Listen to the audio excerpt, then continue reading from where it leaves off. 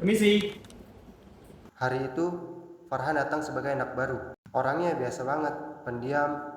Jujur, gue sempet ngeremehin dia. Kenalin mas, gue Farhan. Oh, Farhan anak baru ya? Ya betul mas. Kenalin gue Reski. Dan ini Okta. Satu lagi Husnul. Oke, halo guys. Gue gak nyangka, anak baru yang duduk di sebelah gue ini bakalan ngasih pelajaran hidup paling berharga soal uang. Mas, udah makan siang nih. Makan dulu yuk. Wah, boleh tuh. Gas lah. Let's go.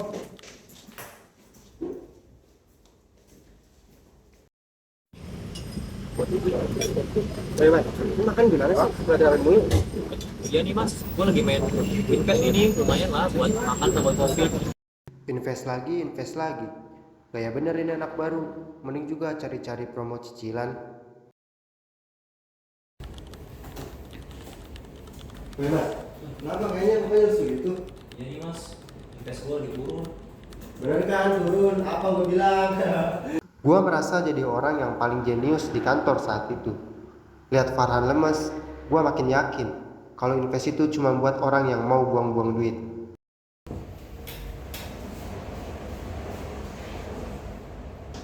Guys, hari ini kita gajian ya. Momen yang paling ditunggu satu kantor. Di kepala gue udah ada daftar belanjaan yang harus gue beli hari ini. Gue langsung cabut ke dealer, tapi Farhan dia malah nyari mesin ATM.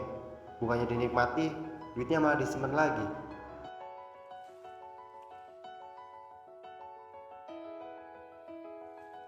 Orang ngiranya gaji gua buat huru hara, padahal separuhnya cuma mampir buat bayar pinjol, supaya limitnya balik lagi dan gua bisa pakai lagi. Capek, tapi ini satu-satunya cara biar gua kelihatan mampu. Gua sering ngetawain Farhan, karena dia nggak pernah ikut nongkrong mahal. Makannya selalu yang paling hemat, minumnya pun cuma air putih bawa sendiri. Lihat barang diskon dikit, langsung check out, rasanya puas banget. Sejenak lupa kalau cicilan pinjol udah numpuk di belakang. Seringkali gue kasihan lihat dia, pulang kerja harus jalan kaki ke halte, desek-desekan di busway, sementara gue enak-enakan nunggu paket datang ke rumah. Hari itu, gue merasa menang telak. Gue punya bukti nyata hasil kerja gue, sedangkan Farhan, dia cuma punya mimpi di atas aplikasi sahamnya. Gue merasa dialah yang salah jalan, bukan gua. Mas, lihat nih, di invest saya lagi naik nih mas. Ya, keuntungan. Percuma naik mas, nanti juga turun lagi. Mulut gua di situ cuma sementara, tapi mata gua gak bisa bohong. Itu angka hijau yang gua lihat tadi, sebenarnya udah lebih dari cukup buat lunasin semua pinjol gua. Tapi ya itu, gengsi gua masih setinggi langit. Rizky, kalau ruangan saya sekarang ya. Oh, siap bu. Seketika perasaan gua gak enak. Suasana kantor yang tadinya berisik, tiba-tiba kelihatan senyap banget di kuping gua. Wih, apa? Ada si bro kesini ya? Kata si Farhan lu jadi CEO. Emang iya? Iya sih itu. Tapi kayaknya hari ini terakhir gua kerja di sini deh. Wah, iya bener. Hah? Si Mas ngomong kayak gitu? Kok Tadi bisa sih? pas bos manggil, emang gua akuin sih akhir-akhir ini kerjaan gua lagi kurang fokus gitu. Gua kali pinjol, utang dari mana-mana. Gue terprihatin ya, please. Gue juga. Sabar ya. Gue juga. Semoga aku dapat yang lebih baik di sana kemudian. Gua gak sanggup lihat muka mereka, terutama Farhan. Gua malu.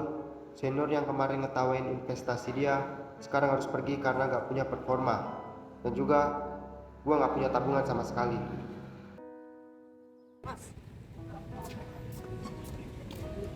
Sabar ya bro, semoga lu ada yang lebih baik ya. Kata-kata itu keluar dari mulut orang yang kemarin gue remehin. Dia gak ngebales ejekan gue sedikit pun. Di saat gue merasa paling tinggi karena punya motor baru, dia cuma diam. Dan di saat gue jatuh serendah ini, cuma dia yang ada di samping gue buat ngasih gue semangat.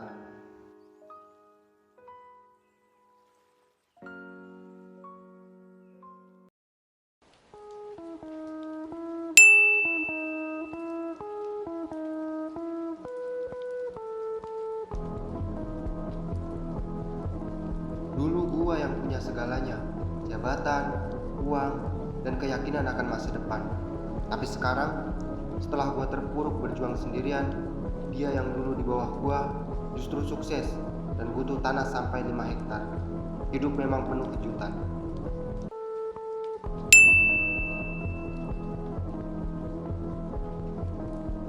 Dan di saat yang sama, pacar gue dengan mudah mengucapkan kata perpisahan karena keadaan. Rasanya dunia gue hancur berkeping-keping. Entah ini karma atau cobaan buat gue. Seandainya aja dulu gue ikut sarannya si Farhan, pasti hidup gue enak sekarang, gak akan seperti ini.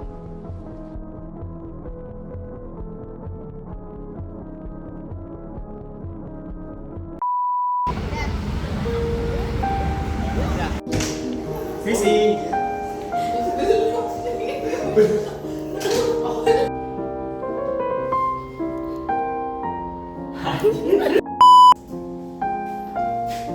Halo guys,